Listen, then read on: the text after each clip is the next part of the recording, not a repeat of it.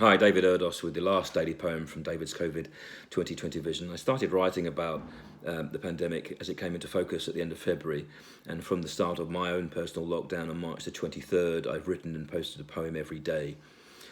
I started recording and uploading onto YouTube with the 23rd poem. And I hope that I was able to express not only my experience, but also reflect on the experiences and thoughts and concerns of others as I've done so.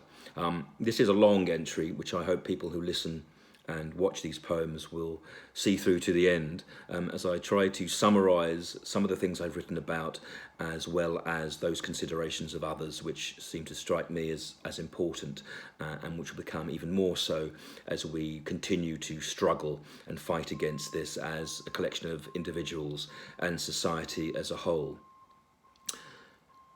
Poem 100. What COVID caught. What did COVID catch? Just the light as it was spotlit to glare at us, warping the way and the wisdom once used to describe what was known.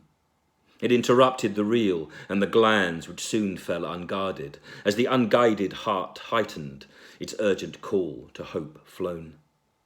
It virused each vein, home and hospital claiming patients. COVID disinterred doctors made phantoms of food, restrained rules, bracing us for the brink into which we're still falling. COVID the destroyer, if not of worlds and health, then of high streets, along with the future and physical form within schools. For now our children run wild, and Ballard's balm cannot calm us. I started with Ballard, and so with Jim I will end. He saw all this years ago, and his balm became cooled acceptance.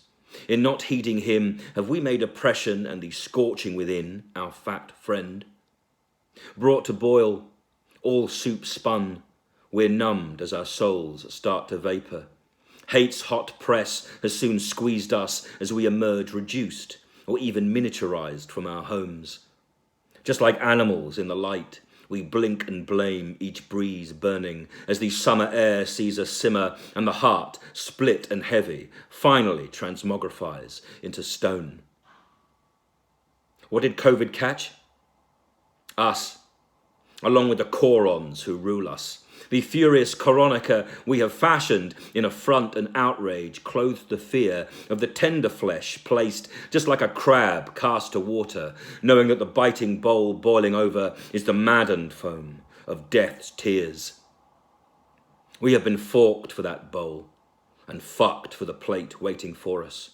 As a prawn is peeled, our exposure is seen through whitened flesh or black grain.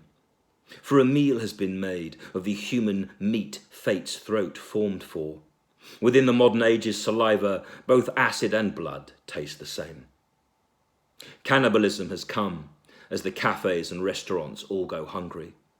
With a menu mixed, marination of each ingredient worked for taste. Starting in March, the seasoning sauce sought all flavours, as broiled bone duly softened and still falling flesh smoothed to paste. Each brick wall became toast that the plumpered pot began spreading. Johnson as butter, right down to his hair, melted first. All he wants is to feed from the fame that first found him and make us all breakfast, while his powered lust seeks dessert. Mog is just beans, counted from the tin, hiding others. Gove the sauce slick between them, Pretty Patel, bacon rind. But Dominic is the egg, claiming his bald domination. A stark, staring yellow that not even albumin can confine. Instead, he drips from the plate, a viscous fall of life wasted. On seeing us slip in the spillage, he is in turn satisfied. He always doubted our worth, not that fate for him is a flavour. Is he really what a mother made? No cut chicken with a well-formed or would lay him. And yet his Mary did, as they attempt to make better breakfasts, in which future creatures will feast on the second slavery he'd begin. Remnants of the first stained the steam as the 2020 spring moved to simmer, just like the shards of shell in a saucepan as fire forces egg death. There the yolk rises like sun, or blooms within, a trapped secret, crying across its existence or hardening through boiled breath. A frozen emblem, in fact, despite the warm crumbling as it swallowed, just as we dissipated, immune systems scrambled as hope and heart found the fry. Of course, it isn't just food, though food is the refrain, an echoed chorus within cultures. The lack of it blocks expression across the starving plains as words die. And with them, the mouths and spirited hands that would form them. The African and the world's starving stories were sequeled within the panicked West's sell and buy. That was the first division that struck. The first wall fell, and it crushed us. Selfishness begat separation, separation begat quarantine, and then quarantine became cure, a convenient port of seclusion, in which forced exclusion allowed people to forego former dreams. Now we are snails, prized from our shells, masked and mired. Across wound and wire, the charges to come would shock stone, at which we may yet recoil as we scurry back to our burrows, stunned, slimed and silenced as along the mucus field spores were sown. But by who? Which god's hand came to strike our soft structure? Who came to peel or repel us away from the stifled water within? Who brought us to the boil and stoked the steam surface? Which vows to vapour and the dissolution of flesh worsened sin? What killed us? Did we die? And is this the dream that we're having? Or is this, in fact, just the journey that the sautéed soul undertakes as it seeks the clean white plate of either the cosmos or heaven? Salted by unrepentant stars, death still savours the oil of the dark and love's taste. All of my long-lost dead have escaped, but hell for us is now weighted by angels. In fact, here in hell, all is service as the ovens roar all the time. But unlike the food fire serves, here it is us who are tasted. The tongues of flame, each a demon's, are licking us clean as blood binds.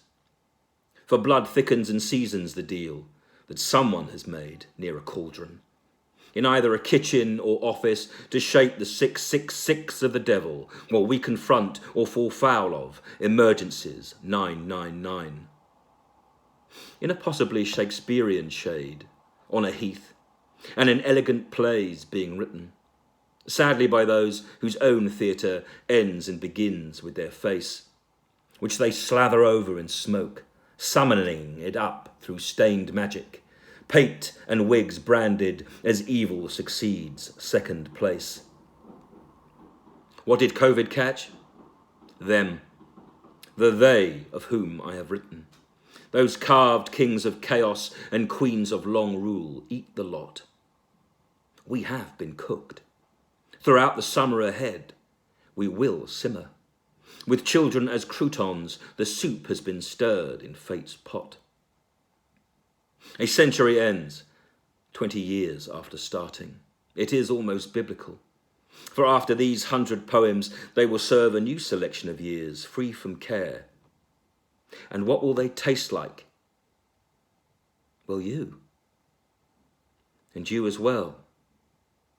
Your vagina, your nose, your penis, the spice in your soul, your crisp hair. You have been sacrificed, but then you did steal the sugar. Well, now time reclaims it, and the earth as well, man's not spared. Corona came hard and crested the wind. We fell bloated.